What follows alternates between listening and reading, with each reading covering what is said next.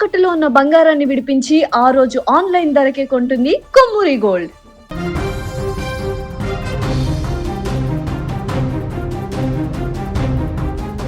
పశ్చిమాసియాలో war effect తో పెరిగిన ధరలతో అల్లాడుతున్న సామాన్యుడికి ఊరట లభించబోతోందా? మంట పుట్టిస్తున్న గ్యాస్ సిలిండర్ ధరలు త్వరలోనే తగ్గనున్నాయా అంటే తాజా పరిణామాలు అవునని అంటున్నాయి. ఇందుకు ప్రధాన కారణంగా హార్ముజ్ జలసంధి తెరుచుకోవడమే. హార్ముజ్ జలసంధి తెరుచుకోవడంతో ఎలాంటి కష్టాలు లేకుండా చమురు నౌకలు నేరుగా రావడంతో భారత్లో సిలిండర్ల కష్టాలకు చెక్ పెట్టబోతోంది. ముందుగా మనకు గ్యాస్ ఎక్కడి నుండి వస్తుందో తెలుసుకుంటే, భారత్ తన ఎల్పీజీ అవసరాల్లో పెద్ద భాగాన్ని దిగుమతుల ద్వారానే తీర్చుకుంటోంది. Saudi Arabia, UAE, Iraq, Qatar వంటి దేశాల నుండి వచ్చే గ్యాస్ ట్యాంకర్లకు హార్ముజ్ జలసంధి అత్యంత తక్కువ దూరం, తక్కువ ఖర్చుతో కూడిన ప్రధాన మార్గం. ఈ మార్గం అంతరాయం కలగడంతో ఎల్పీజీ సరఫరాపై తీవ్ర ప్రభావం పడింది.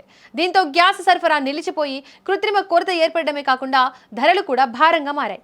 కానీ ఇప్పుడు అందుతున్న సమాచారం ప్రకారం ఈ జలసంధి మళ్లీ సాధారణ స్థితికి వచ్చింది. గ్యాస్ సిలిండర్ల ప్రయాణానికి ఆటంకాలు తొలగిపోయాయి.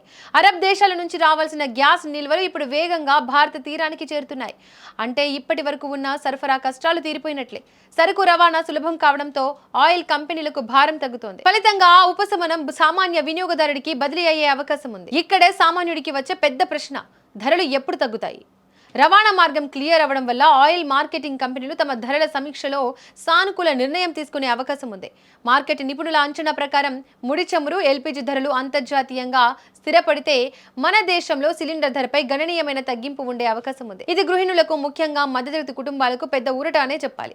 హార్ముజ్ జలసంధి ఓపెన్ అవ్వడం అంటే కేవలం మార్గం క్లియర్ కావడం కాదు, మన వంటగది బడ్జెట్ అదుపులోకి రావడం అని అర్థం. ఇకపోతే ఎల్పీజీ సిలిండర్ ధరలు తగ్గుతాయా అంటే హార్ముజ్ మార్గం తెరుచుకున్న వెంటనే గ్యాస్ ధరలు తగ్గిపోతాయని చెప్పలేం. కారణం ఏమిటంటే మార్గం ప్రారంభమైన సరఫరా యుద్ధానికి ముందు ఉన్న స్థాయికి వెంటనే చేరడం కష్టమే. దీనికి ప్రధాన కారణం ఖతర్లోని రాస్ లఫాన్ గ్యాస్ ఉత్పత్తి కేంద్రంపై ఇరాన్ జరిపిన దాడులు. ఈ దాడుల వల్ల ఖతర్ మొత్తం ఎల్ఎన్జీ ఎగుమతి సామర్థ్యంలో సుమారు 17% పూర్తిగా దెబ్బతిన్నట్లు తెలుస్తోంది. దెబ్బతిన్న మౌలిక వస్తువుల మరమ్మతులకు 3 నుంచి 5 సంవత్సరాలు పట్టే అవకాశం ఉంది. సో దీనివల్ల వెంటనే రేట్లు తగ్గకపోవచ్చు, కానీ సరఫరాకు ఎలాంటి ఢోకా ఉండకపోవచ్చు.